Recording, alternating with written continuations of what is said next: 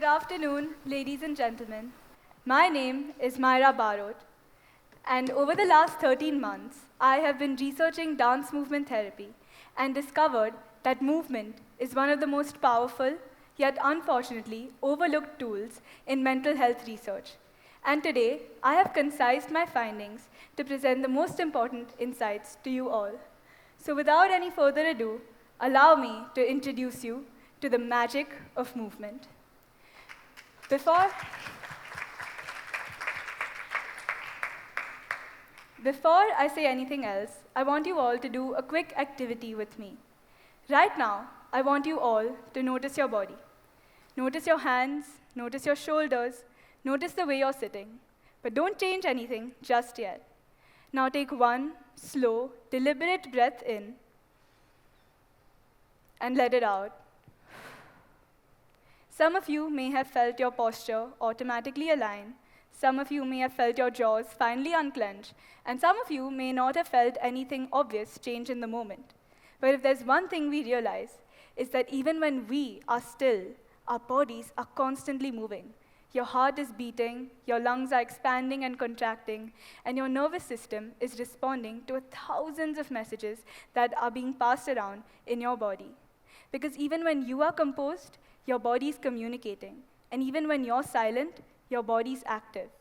And so here's something I want to look at today. What if our bodies have been speaking to us all along? What if the gap between our internal reality and our external performance and external behavior is not a gap in communication or language, but a gap in movement? We often always draw connections between our emotions and our mind. That's why when we're struggling with our feelings, we're told to reframe, to talk about it, to think it through. And while cognitive processes are no doubt powerful, they rest on a very strong assumption that emotion and distress begin and end in thought. But neuroscience tells us something far more complex, that emotion is embodied. It's embodied in your breath, it's embodied in your posture, it's embodied in the way you move, the way you walk.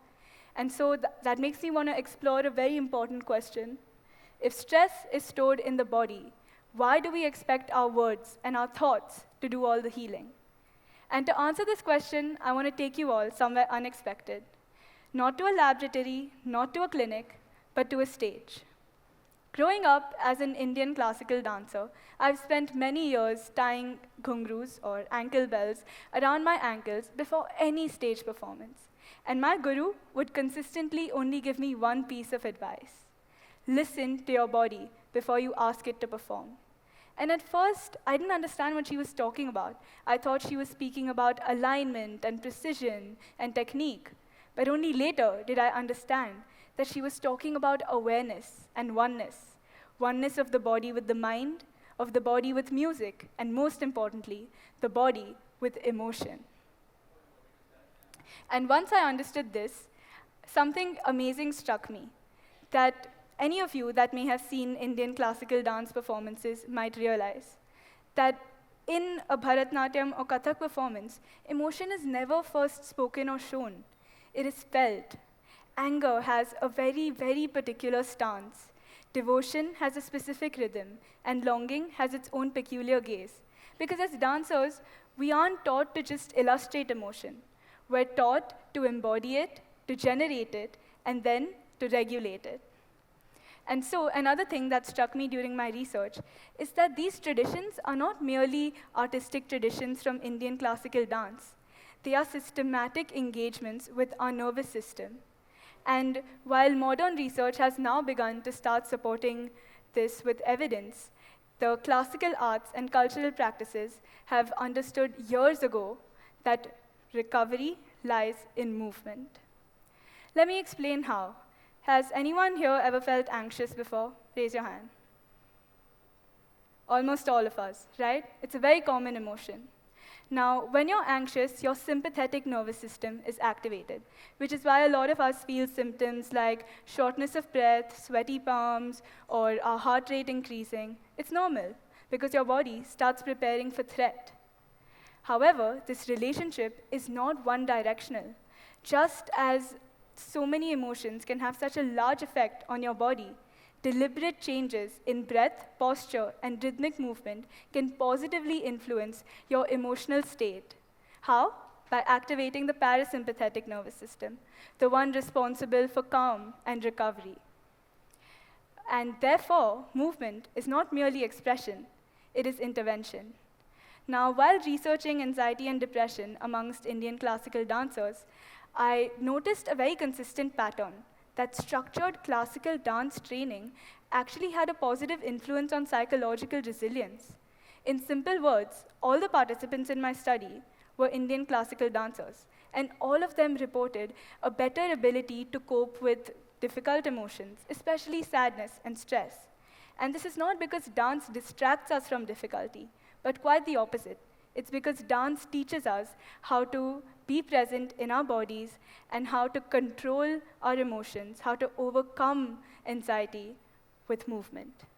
And then I discovered dance movement therapy, a special type of therapeutic intervention that stands on the stilts of a simple but extremely powerful idea, that your body remembers what your mind attempts to forget. And so, through this discovery, I was able to understand something very, very important.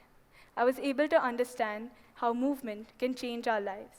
And as I started researching DMT, I learned that it's not the kind of therapy where you have to sit still and talk about your feelings, but where you have to move with them. It doesn't begin with, tell me how you're feeling today. It begins with, where and how are you storing your emotions? And quite interestingly, while dance movement therapy was officially founded in the West in the 20th century, the wisdom behind it has existed for thousands of years in ancient cultures across the world. And here's the evidence. Let's take a look at this Bharatanatyam dancer. She is maintaining a grounded, half-sitting position, and she has to do it for a prolonged period of time. Now, research shows that this doesn't just strengthen her muscle tension or her body, but it also makes her mentally stronger. Another example, for us Kathak dancers, we're expected to do intense, intricate footwork, which requires immense rhythmic focus. And even a small deviation in attention does not go by without consequence. And that teaches us how to practice active mindfulness rooted in discipline.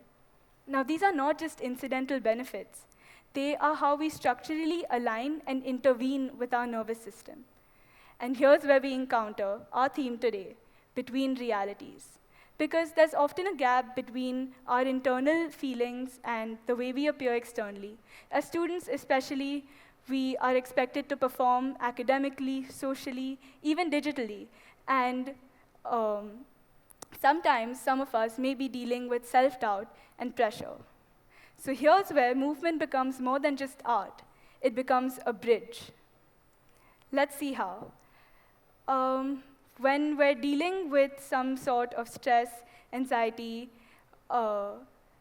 through movement, we are able to overcome these issues. And here's what I want to leave you all with today. Here's the truth, actually. We can't always control our circumstances.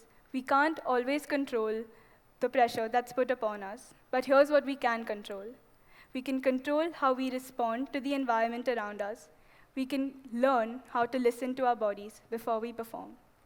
Because our bodies are not just something that carry us through life.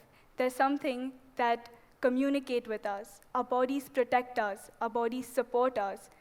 And so, the magic of movement is not that it makes you a rock star. It's not that it makes you an artist. It's not that it makes you a superhero. It's simply that it makes you aware of yourself. And awareness is where resilience begins. Thank you.